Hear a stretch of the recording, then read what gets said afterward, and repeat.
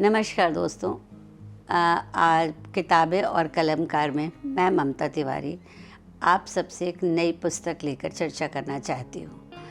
ये पुस्तक बेहद अद्भुत है, लेकिन एक बंगाली राइटर श्री शंकर ने लिखी है, जिनका पूरा नाम मणिशंकर जिनको बोलते हैं, और उनकी कई किताबों का हिंदी में ट्रांसलेशन हुआ है। वो सब मैं अभी आपको विस्तार से लेखक के बारे में बताऊंगी। पुस्तक पे आप ज़्यादा उसके रूप पे ज़रा ध्यान मत दीजिएगा, क्योंकि ये है चौरंगी।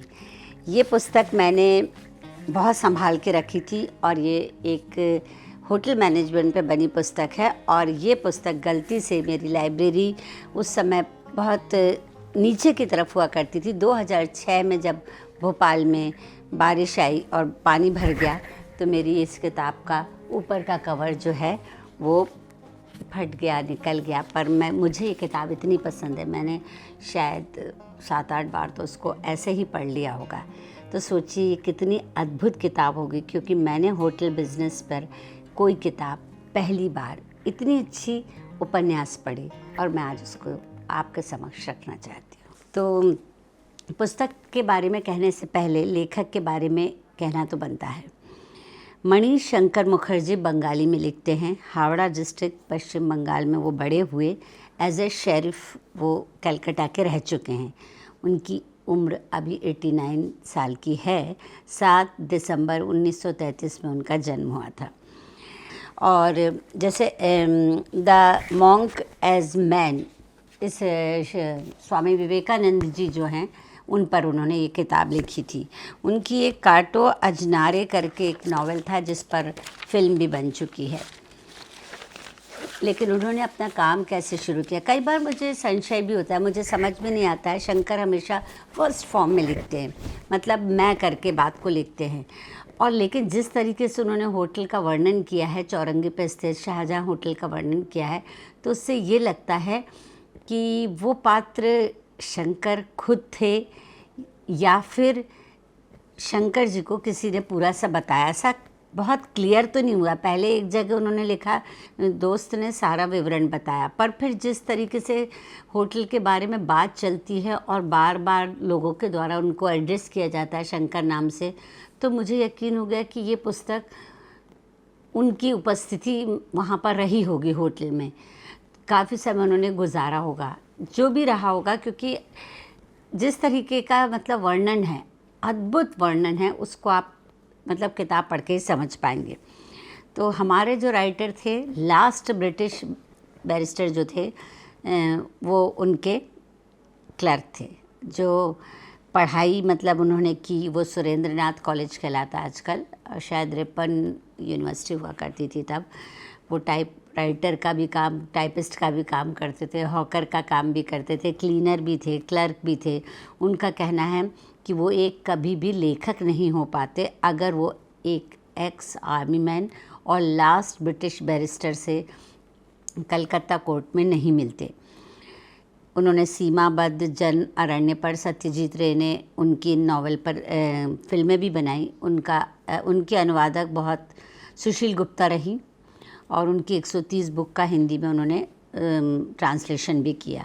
70 बुक, 37 नावल, 5 ट्रैवल ब्लॉग, और इन सब के अलावा वो मोटिवेशनल स्पीच भी देते हैं। उनका एक कहानी संग्रह है जिसकी काफ़ी कंट्रोवर्सी हुई, जिसका उन्होंने नाम रखा था एक bag Shankar, a bag full of Shankar, जिसकी 1 लाख कॉपी एक साथ बिक गई। ब्रिटिश लोग कहते थे एस्प्लेनेड, जिसको कहते थे वो है हमारा चौरंगी कलकत्ता का। लेखक फर्स्ट फॉर्म में ही लिख रहा है, तो मैं ये मान के चलती हूँ कि ये शंकर खुद स्टोरी सुना रहे हैं अपनी प्रेजेंस में।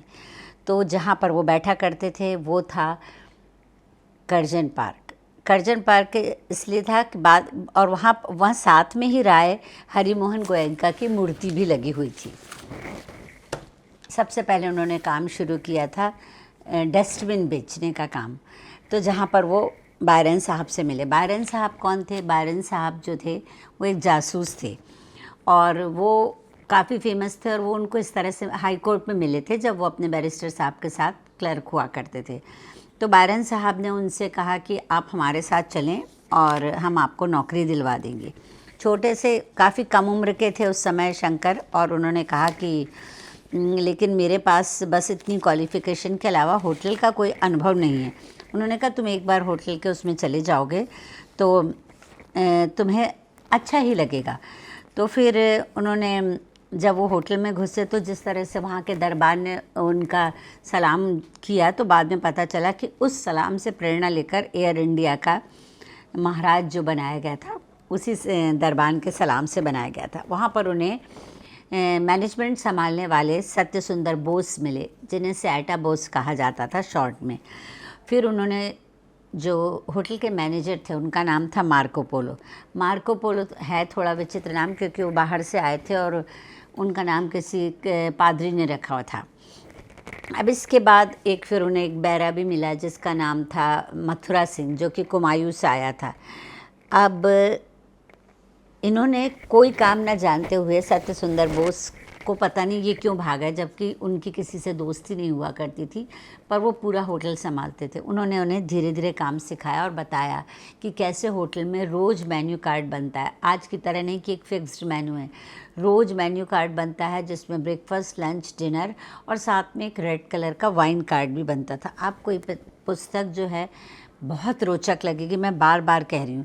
फिर राम सिंह से भी मुलाकात हुई। राम सिंह एक बैरा था जो मार्को पोलो मैनेजर के टेंट्रम सहता था। मार्को पोलो कभी कभी बहुत ज़्यादा पी लेते थे और एकदम नाराज़ हो जाते थे, बिखरने लगते थे, लेकिन अपने होटल का ख़ास ध्यान रखते थे।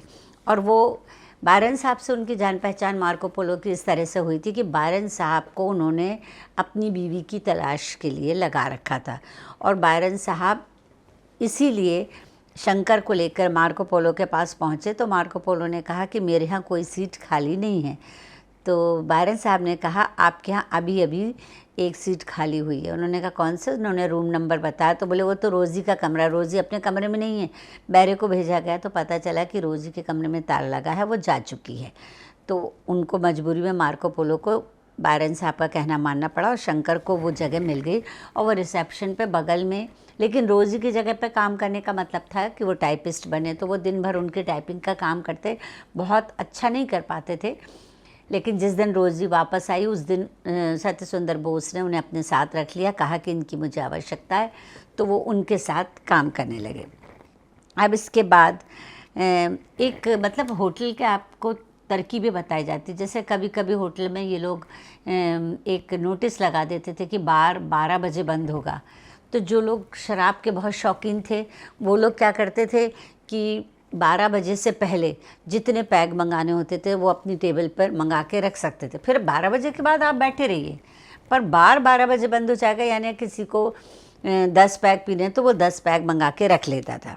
फिर उसके बाद एक थी मिसेस पकड़ासी। अच्छा, पहले ऐसा भी होता था कि उस होटल में मतलब लोगों के परमानेंट रूम भी हुआ करते थे। जैसे एक थी बहुत यंग लड़की थी, करवी गुहा। अब उसका कोई चीज़ ऐसे खुल के जैसे आजकल नॉवेलों में बताई जाती वैसे नहीं बताई, आप खुद समझ जाएंगे। करवी गुहा एक हॉस्टेस थी अग्रवाल ग्रुप की, जो कि अग्रवाल ग्रुप का परमानेंट रूम रहता था। बहुत बड़े बिजनेसमैन थे, तो वो जो है सारे गेस्ट को अरेंज करती थी और एक विंग पूरा उनका था जिसमें सारे गेस्ट ठहरते थे और वो पूरे बंगाली तौर तरीके से उनको अटेंड करती थी। अब बाकी की चीज़ आप समझ जाइए, और उनकी डील लेने में सुविधा देती थी। पर वो बहुत शुद्ध विचारों वाली अच्छी महिला थी, पर वो हॉस्टेस का काम करती थी और वो परमानेंट विंग था। जैसे कभी कभी उनके किसी दोस्त को कमरा नहीं मिलता था तो अग्रवाल साहब कभी कभी अपनी होस्ट विद रूम उनको दिलवा देते थे। फिर मिसेस पकड़ासी का ये था कि मिसेस पकड़ासी जो है मिस्टर पकड़ासी बहुत बड़े बिजनेसमैन थे। मिसेस पकड़ासी को सैटा बोस बहुत अच्छे से जानते थे। वो उस दिन आती थी जिस दिन ड्राई डे होता था, उस दिन लोग बहुत कम आते थे। उनका एक रूम बोस जी उनके इशारे पर बुक कर देते थे और कोई ना कोई एक यंग लड़का आकर उसमें ठहर जाता था। मिसेस पकड़ासी उसके साथ अपना टाइम स्पेंड करती थी और ये बात आखिरी तक नॉवेल तक उनके पति को पता नहीं चली।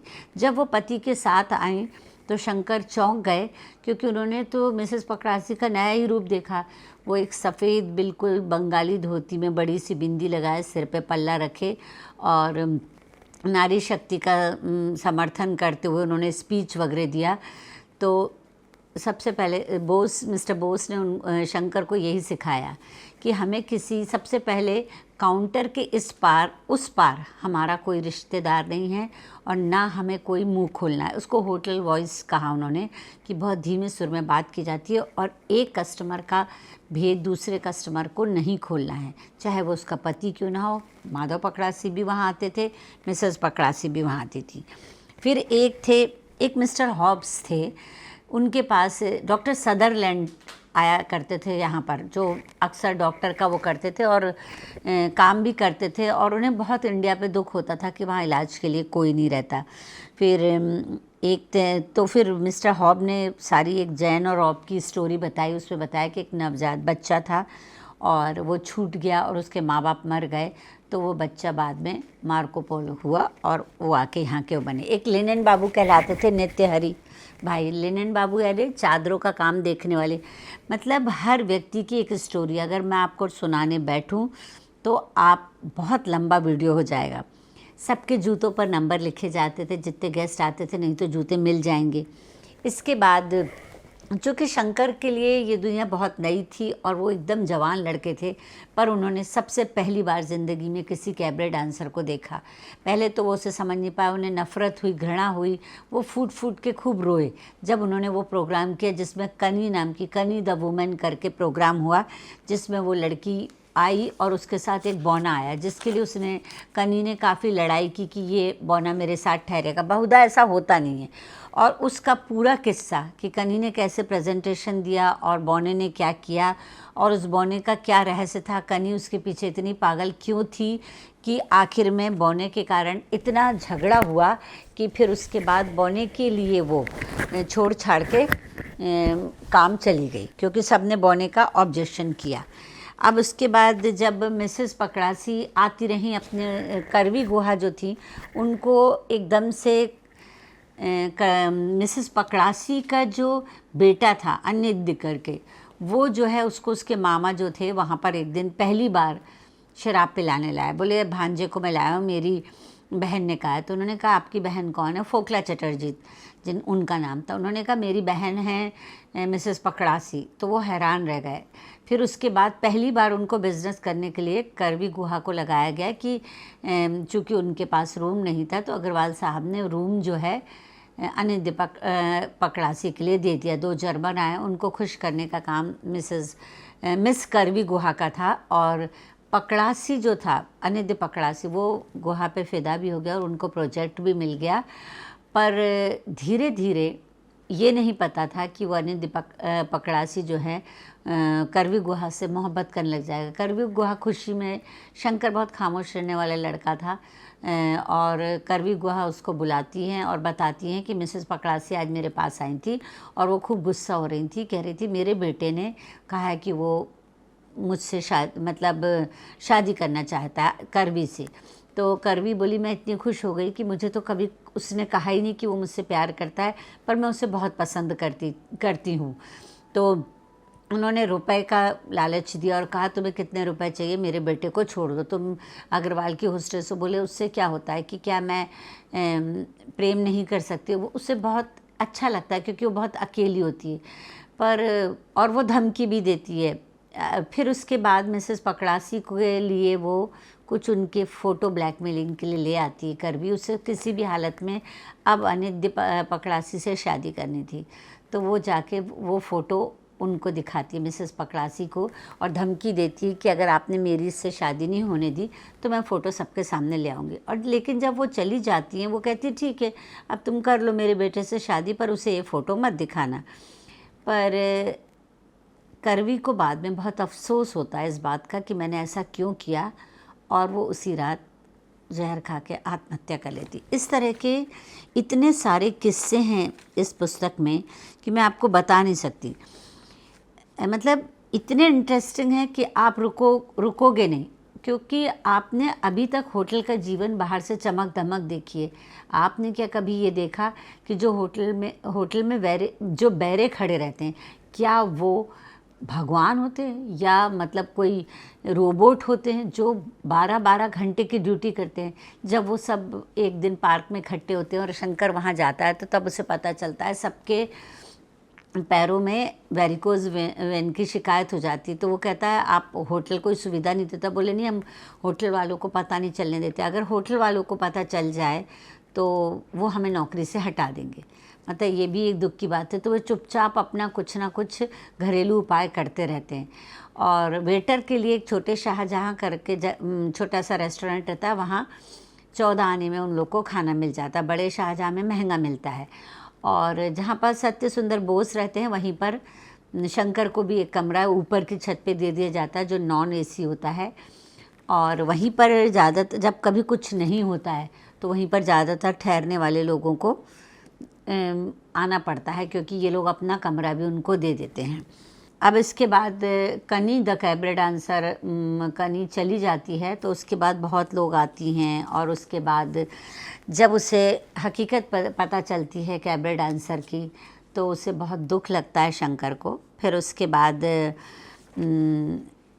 अब मैं आपको बताने जा रही हूँ कि जिस तरह से फिर वहाँ पे बैंक्वेट होता है। बैंक्वेट क्या होता है हम लोग आम लोग नहीं जानते। बैंक्वेट में पार्टीज़ होती हैं, कॉन्फ्रेंस होती है, बड़े बड़े लोग आते हैं और तरह तरह की शराब निकाली जाती है। हाँ, एक मिस्टर शराब जी भी हैं वहाँ। उनका नाम चूँकि वो दुनिया भर की, देश विदेश की, उस ज़माने में तो सब ब्रिटिशर्स का ज़माना था, तो देश विदेश की जितनी शराबें उनको मुँह ज़बानी याद थी। कितना पैग बनाया जाए वो उन्हें परफेक्ट पता था। एक बूंद भी शराब ज़्यादा या कम हो जाए तो वो बता देते थे बैरे को कि तुमने इस बोतल से एक बूंद ज़्यादा सर्व की है या एक बूंद कम सर्व की है। जिस तरह से कैबरे डांसर आती थी नई नई शहर में तो कंपटीशन भी होता था दूसरे होटल में। इन्होंने जैसे एक को किसी को प्रेजेंट किया तो दूसरे होटल ने 3 लगा दी। और हर किसी की एक ही तमन्ना होती थी कि ये पर्सनली कैबरे डांसर से मिले। तो इन लोगों का उसूल था कि कैबरे डांसर को किसी से ना मिलने दिया जाए। तो ये लोग प्रोग्राम होने के बाद कैबरे डांसर को ताले में बंद करके रखते थे। अब कनी भी चली गई और भी लोग आते रहे और करवी गुहा की भी मृत्यु हो गई। अनिद्य पकड़ासी करवी गुहा की मृत्यु के बाद अनिद्य को इसलिए ये सब बातें नहीं पता चली कि उनकी माँ आई थी और फिर करवी गुहा ने क्यों आत्महत्या कर ली। थोड़ी सी उदासी शंकर को उनकी आंखों में लगी और उनकी माँ ने एक शामली या श्यामला नाम की लड़की से उनका विवाह तय कर दिया, जिसकी आलिशान कॉकटेल पार्टी हुई। पर मिसेस पकड़ासी हमेशा सत्य सुंदर बोस से आंखें चुराती रहीं, क्योंकि वो उनका रहस्य जानते थे। करवी गुहा को एक अफसोस ये भी था, खुशी भी थी, अफसोस भी था कि करवी गुहा अग्रवाल की होस्टेस थी। पर जब करवी गुहा से ये कहा गया कि आपको पकड़ासी की लड़के की हेल्प करनी है प्रोजेक्ट दिलाने में, तो उन्होंने पूरी मदद की। उन्होंने पेपर में भी इंटरव्यू वगैरह दिलाया, लेकिन अग्रवाल ने उनसे कहा कि आप जो जर्मन के साथ पकड़ासी लोगों की डील होगी उस पूरी डील को आप हमें बताइए ताकि हम उनको तोड़ के अपनी तरफ मिला लें। ये बात भी करवी बर्दाश्त नहीं कर पाई, लेकिन ये बात उन्होंने कभी भी पकड़ासी फैमिली को नहीं बताई कि उन्होंने उनका कितना फ़ायदा किया। और उल्टे अनिद्य पकड़ासी का इंटरव्यू भी दिलवाया, पेपर में नाम छा गया, प्रोजेक्ट भी मिल गया और अग्रवाल सिर पटक के रह गए कि हमने एक तो अपनी हॉस्टेस भी दी, अपना रूम भी दिया और प्रोजेक्ट उनको मिल गया। पर ये बात किसी को भी पता नहीं चली। ये एक रहस्य जो है होटल के, वो बहुत से किसी को पता ही नहीं रहते हैं जो अंदर ही अंदर रहते हैं, क्योंकि हमको बाहर से सब चीज़ें पॉलिश्ड, चमकीली, साफ़ सुथरी और ऐसा लगता है होटल वालों की दुनिया कितनी अच्छी, कितनी सुंदर है। सत्य सुंदर बोस का क्या, सत्य सुंदर बोस अकेला आदमी, वो भी उनकी ज़्यादा उम्र नहीं, शायद 30-33 के होंगे। उनके जीवन में कुछ नहीं था, वो किसी से ज़्यादा बोलते नहीं थे, लोग ज़्यादा उनसे बात नहीं करते थे। पर चूँकि ऐसा लगता था कि सिर्फ सत्य सुंदर बोस ही उसको चलाते हैं। हाँ, मैं इस होटल के बारे में एक बात और कहना चाहती हूँ। इसको मिस्टर सिम्पसन ने शुरू किया था, बाहर से आए थे और लेकिन वो अपने शिकारी दोस्त के साथ बाहर गए तो उनकी एक टांग रॉयल बंगाल टाइगर ने चबा ली थी। तो वो बाद में फिर वो बेच के फिर कई मालिकों के हाथ में वो होटल गया। सत्य सुंदर बोस अभी जमे रहे, काफ़ी पुराने लोग थे, कई लोगों के लिए कमरे ऐसे ही दिए गए थे कि इनको हटाया ना जाए, तो वो लोग वैसे के वैसे ही काम कर रहे थे।